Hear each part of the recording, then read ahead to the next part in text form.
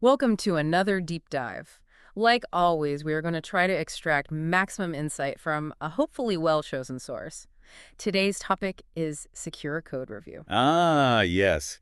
And the source you chose is the OWASP Code Review Guide ev2.pdf document. Exactly. OWASP, of course, stands for the Open Web Application Security Project, which is known worldwide for its dedication to making applications more secure. That's right, a really fantastic resource. So we're starting off on the right foot. We really are. And I think, our mission today should be to kind of figure out why secure code review is important, what it is, what it entails, and how it helps us create more secure software. Sounds good to me.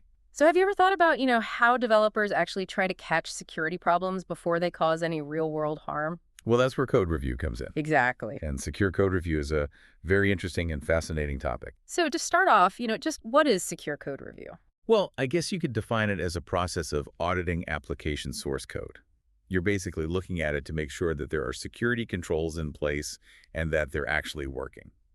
So is it kind of like, what is the goal? To make the application sort of self-defending?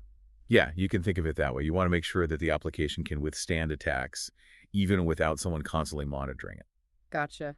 So say a secure code review is done really well, what should be the outcome? If we then go and do a penetration test, what should we expect to find? Well, ideally, you would hope to find very few, if any, additional vulnerabilities related to the code that was developed. Okay. That's kind of the gold standard. So that's a very high bar, right? I mean, that means we should be able to catch pretty much everything during the review. Yeah, that's the goal. Wow. Okay. So apart from just identifying potential bugs, why else is secure code review so important? What are some of the other big picture benefits? Well, first of all, it helps to make sure that developers are using secure coding techniques. It ensures they're following the best practices. Right. It's not just about finding bugs. It's about making sure the code is written securely from the ground up. Makes sense. And second, a lot of organizations actually require secure code review because of regulatory compliance. Oh, right. Things like PCI standards, central bank regulations, and all sorts of other rules. Yeah, makes sense. Compliance is a big deal for a lot of companies. Yeah. And then there's also the fact that secure code review can be a really effective form of training for developers. Oh, interesting. How so? Well, think about it.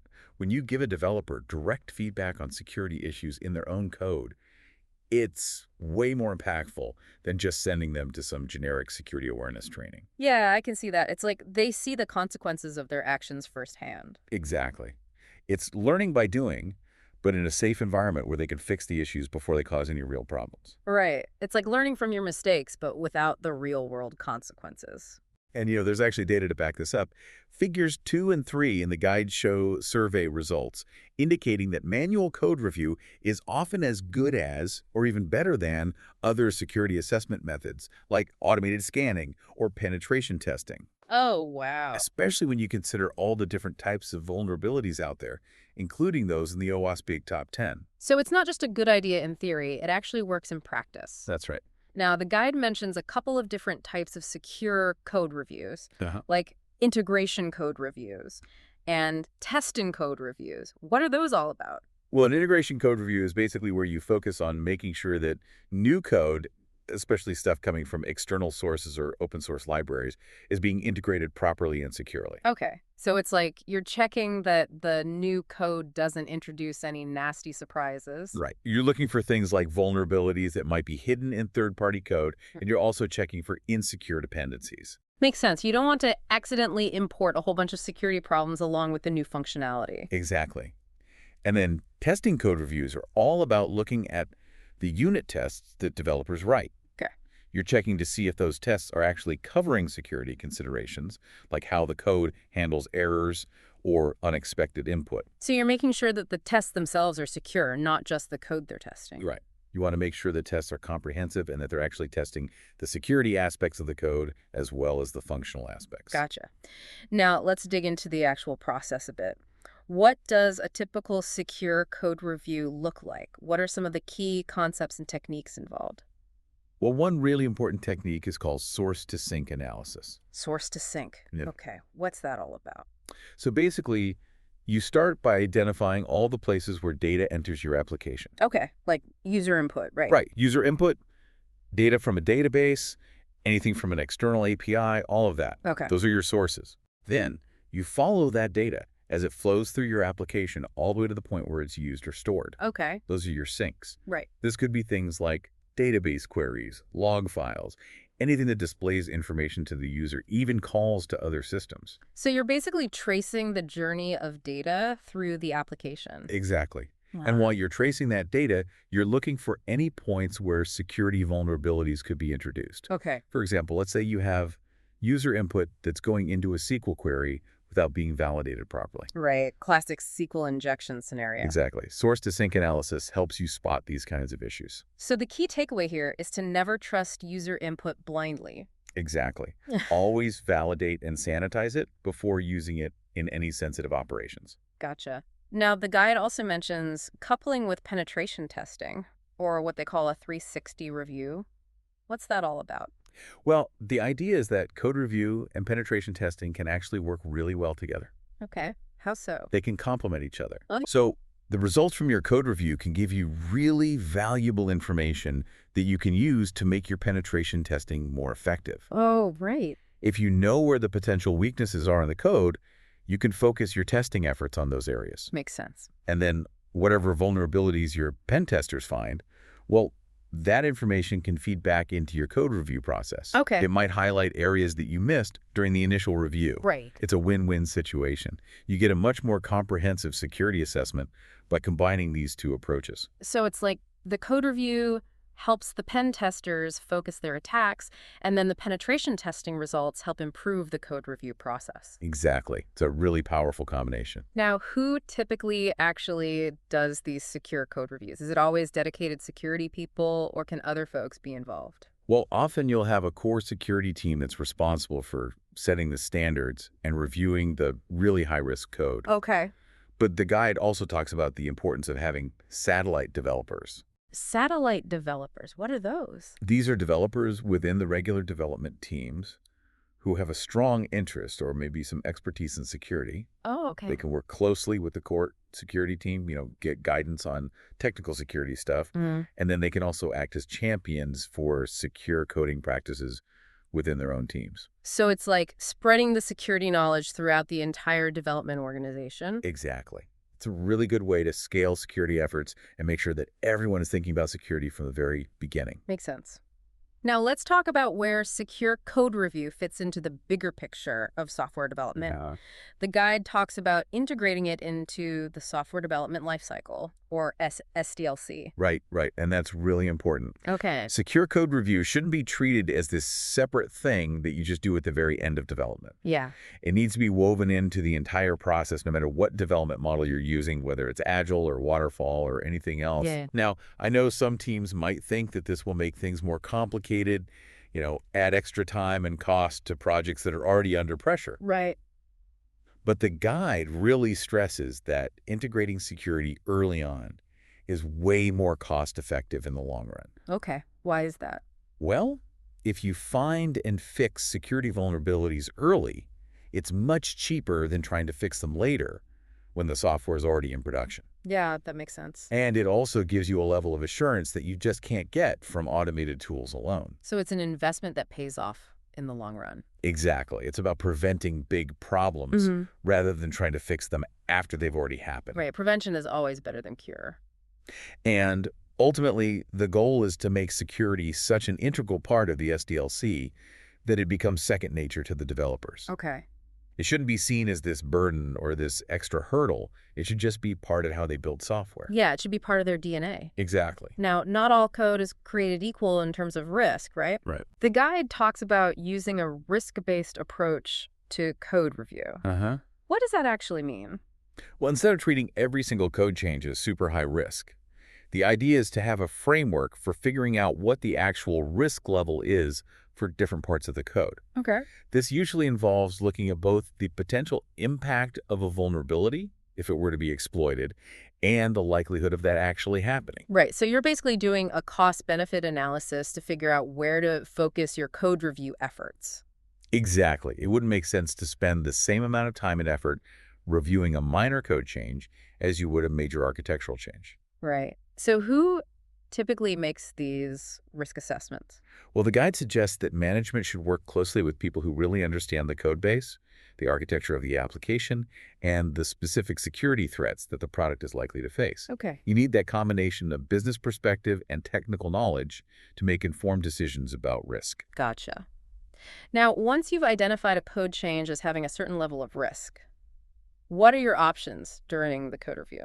Well, you could accept the risk if it's low enough and the cost of fixing it is too high. Okay. Or you could avoid the code change altogether if the risk is just too great. Right. But in most cases, you'll probably try to reduce the risk by making changes to the code to address the vulnerabilities. Okay. So you're either accepting it, avoiding it, or mitigating it. Exactly. And one interesting thing the guide points out is that, unlike in other risk management scenarios, you can't really transfer the risk in code review. What do you mean? Well, you can't just buy insurance against a vulnerability in your code. Right. You can't outsource your security problems. Exactly. You have to address them head on. Now, the guide also gives some examples of criteria for assessing the ease of exposure of a code change. What are some of those? Well, one thing to consider is whether the code is directly exposed to the public internet. Obviously, if it is, that's going to be a higher risk than code that's only accessible internally. Makes sense. The more accessible it is to attackers, the bigger the problem. Exactly. Okay, so now let's shift gears a bit and talk about what the people doing the code review actually need to understand about the application. It's not just about reading lines of code, right? No, not at all. There's a bigger picture involved. Right. The guide highlights a few key areas that reviewers really need to grasp. Okay, like what? Well, first off, they need to understand the application type. Right. Is it a web application, a desktop application, a mobile app, or something else? Yeah, Different application types have different security considerations. makes sense. Then, they need to have a good understanding of the programming language being used. Right. Different languages have different strengths and weaknesses, different security implications, and different best practices. Okay. And perhaps most importantly, reviewers need a solid grasp of the overall design and architecture of the application. So they're not just looking at the individual pieces, they're looking at how those pieces fit together. Exactly. They need to understand how data flows through the application, how the different components interact with each other, how sensitive data is handled, all of that. Right. The guide even recommends using tools like flowcharts and sequence diagrams to get a clearer picture of the architecture. Yeah, yeah. Those can be really helpful. And it also provides a table of example design questions that reviewers can ask themselves. Okay, like what kind of questions? Things like, are user inputs directly influencing core business logic? Okay, Is sensitive data stored securely in configuration files? right. How is authentication and access control handled? Gotcha. So by asking these kinds of questions, reviewers can start to identify potential security weaknesses in the design itself, even before looking at the code. Exactly. That's really smart. Okay, now let's talk about some of the tools that can help with secure code review. Uh-huh. The guide mentions static code analysis tools and code review checklists. How do those work? Well, static code analysis tools are basically programs that scan your code for potential vulnerabilities without actually running the code. Okay. They use a set of rules and heuristics to flag anything that looks suspicious. So it's like having an automated assistant looking for potential problems. But it's not perfect. No tools is perfect. Okay. They can generate false positives, and they might miss some things. Right. But they can still be really helpful for narrowing down the areas that need closer human attention. So they help focus the human effort. Exactly. And then code review checklists are basically just lists of things to look for during the review. Okay. They help ensure that you're covering all the bases and that you're not forgetting to check for any critical security controls. So it's a way to make sure you're being thorough and consistent. Right. They can be tailored to specific application types, programming languages, or security concerns.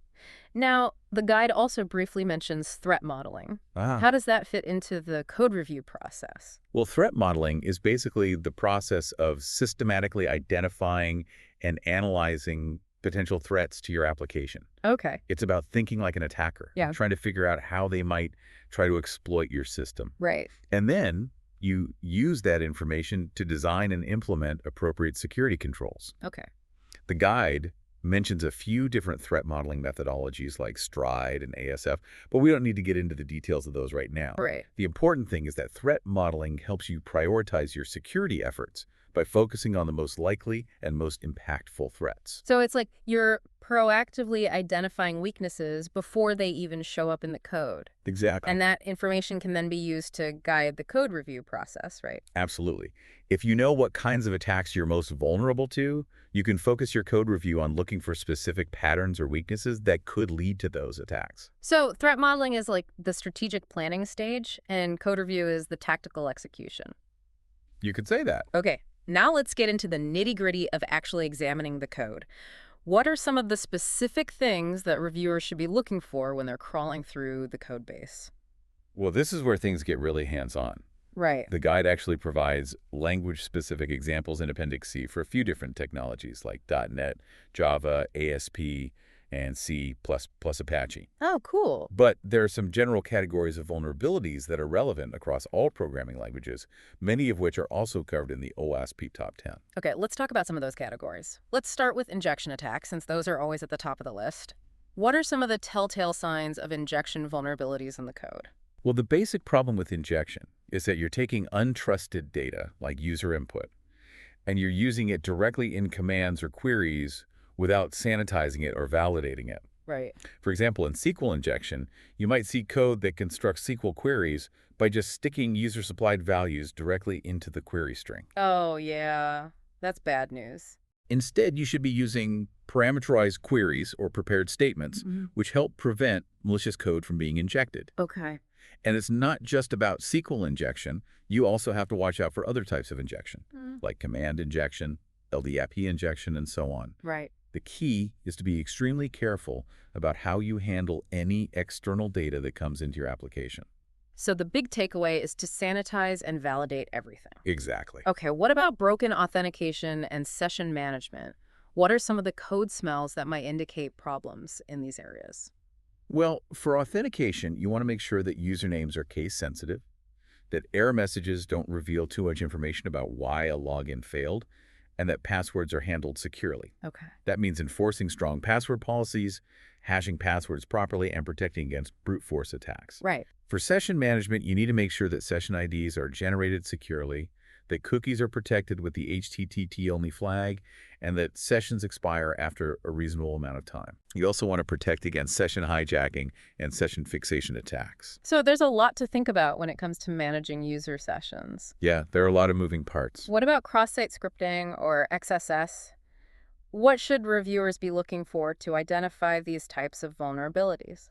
With XSS, the main concern is preventing user-supplied data from being interpreted as executable code in a web page. Right. So you want to look for any places where user input is being displayed without being properly encoded or escaped. Okay. For example, if you're taking user input and just sticking it straight into the HTML of a page, that's a potential XSS vulnerability. Yeah. You need to use appropriate encoding techniques to neutralize any potentially dangerous characters. So always assume that user input is malicious and sanitize it accordingly. Exactly. And you should also be careful about using risky JavaScript functions like evil, which can potentially execute arbitrary code. Right. The guide also mentions the importance of using content security policy, CSP headers, to help mitigate XSS attacks. Oh yeah, CSP is really powerful. It's a great way to control what resources a browser is allowed to load for a particular page, which can help prevent malicious scripts from being injected.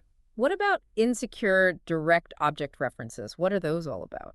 These vulnerabilities happen when an attacker can manipulate parameters to access things they shouldn't be able to access. Okay. For example, let's say you have a URL that includes a user ID. Right. If an attacker can just change that ID to access someone else's data, that's an insecure direct object reference. Okay. The problem is that you're relying on client-supplied data to make access control decisions. Right. You need to do proper authorization checks on the server side to make sure that the user is actually allowed to access the requested resource. Gotcha. So don't trust the client to tell you who they are or what they're allowed to do. Exactly. Okay, what about security misconfiguration? What does that category cover? Well, this is basically anything that's wrong with the way your application or its environment is configured.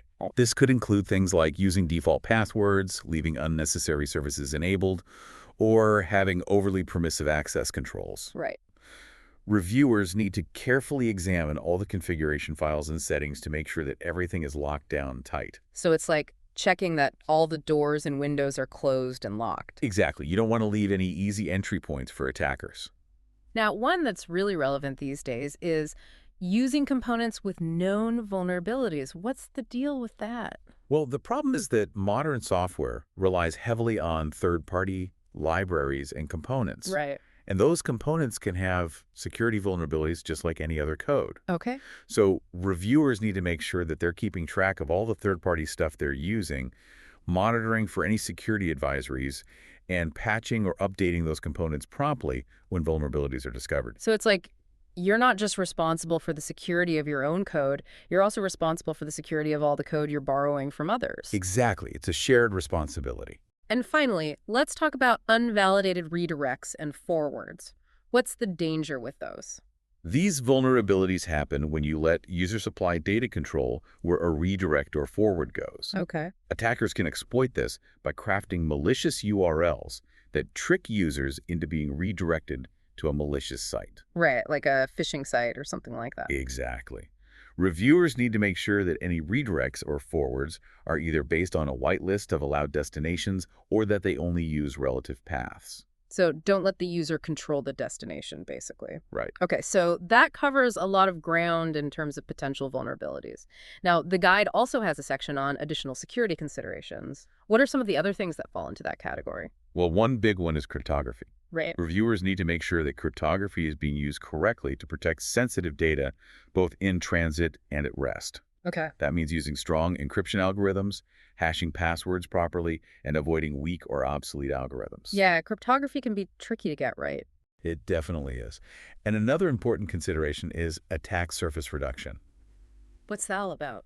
Well, the idea is that the less code you have exposed to potential attackers, the better. Makes sense.